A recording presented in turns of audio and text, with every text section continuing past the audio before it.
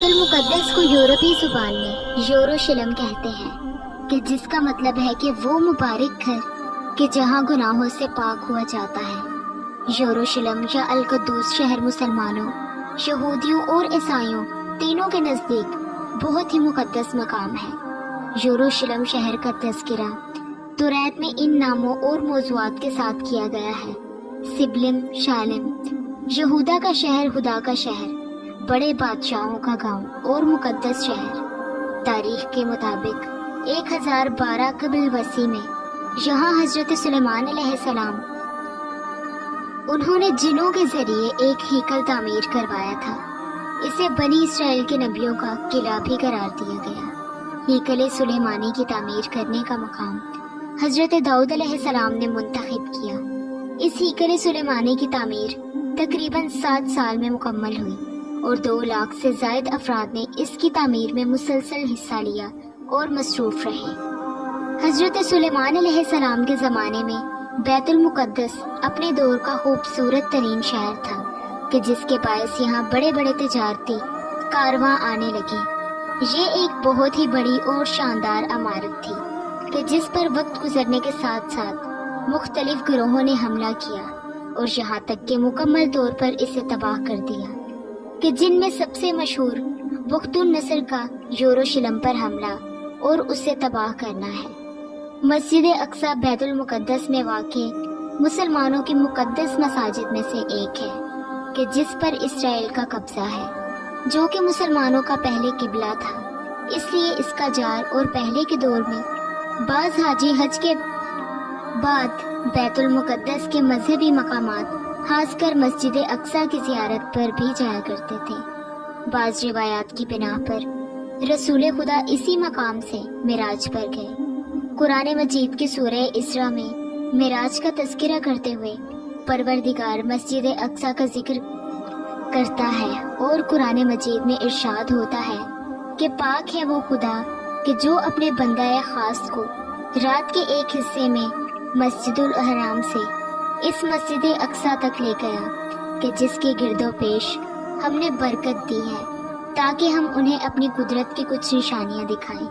بے شک وہ بڑا ہی مہربان اور دیکھنے والا ہے۔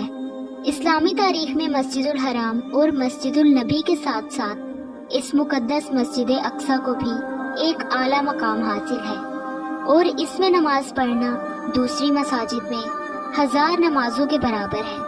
بس اسی میں 5000 نمازیوں کی گنجائش ہے، جبکہ مسجد اقصی کے صحن میں بھی ہزاروں افراد فریضہ نماز ادا کر سکتے ہیں۔ لہٰذا حضرت یعقوب علیہ السلام کو مسجد اقصی کا معمار بنایا جاتا ہے۔ بیت المقدس کی جمہوریت حضرت عیسیٰ علیہ السلام کے ظہور کے بعد کئی صدیوں تک جاری رہی، یہاں تک کہ روم کا بادشاہ قسطنطین عیسائی ہو گیا اور تمام اقتدار عیسائیوں کے ہاتھ چلا گیا۔ جب یہ بادشاہ عیسائی ہو گیا تو حالات بالکل بدل گئے، اور اس وقت کے عیسائیوں نے، کہ جو یہودا کو حضرت عیسیٰ علیہ السلام کا اصل قاتل سمجھتے تھے، بس ان سے سخت انتقام لیا۔ یوروشلم پر عیسائیوں کا تسلط شام پر مسلمانوں کے حملے تک جاری رہا۔ یہودیوں کا عقیدہ یہ ہے کہ معبد سلیمانی کا باقی ماندہ حصہ مسجد اقصی کے نیچے واقع ہے، اور بعض مسیحیوں کے مطابق بس اس لیے بعض یہودی مسجد اقصی کو مسمار کر کے اس کی جگہ پر معبد سلیمانی کو اختیار کرتے ہیں۔ اسی وجہ سے مسلمانوں کو اس مسجد میں آنے سے یہودی منع کرتے ہیں۔ مسجد اقصی بیت المقدس میں اسرائیل کے مقابلے میں ایک اسلامی شناخت کی علامت سمجھی جاتی ہے، لہذا بیت المقدس انبیاء علیہ السلام کی سرزمین فلسطین میں واقع ہے۔ جب نبی کریم صلی اللہ علیہ وآلہ وسلم کی بعثت کا وقت قریب آیا تو اس وقت اس پر سلطنت روم کے عیسائیوں کا قبضہ تھا، اور سلطنت روم اس وقت بہت ہی طاقتور تھے، لیکن اسی وقت نبی کریم نے بیت المقدس کی آزادی کی خوشخبری دی اور اس کو قیامت کی نشانیوں میں سے ایک قرار دیا۔ لہٰذا عیسائیوں کے نزدیک یہ اسی لیے مقدس ہے کہ سیبل سلبوب اسی جگہ تھی، اور حضرت عیسیٰ علیہ السلام اسی شہر میں مصلوب ہوئے، لیکن مسلمانوں کے دین نے روز زوال ہی سے اسے مقدس قرار دیا۔ اس کی بنیاد پر حدیث شریف میں ہے کہ بیت المقدس کعبہ معظمہ کے 40 سال بعد مارز وجود میں آیا۔ اس بنا پر دنیا کا کوئی مقام بیت المقدس سے قدیم اب تک معلوم نہیں ہوا، لیکن تاریخ میں اس قدیم دور کی داستان کے متعلق جو کچھ مواد اور جو کچھ ظلم و ستم معلوم ہوتے ہیں، لہٰذا سن 638 میں عرب مسلمانوں نے رومیوں کو عبرتناک شکست دینے کے بعد یروشلم کو فتح کیا، اور 650 تک یہ شہر امن و سکون کا گہوارہ بنا رہا۔ پھر صلیبی جنگوں کا سلسلہ شروع ہوا۔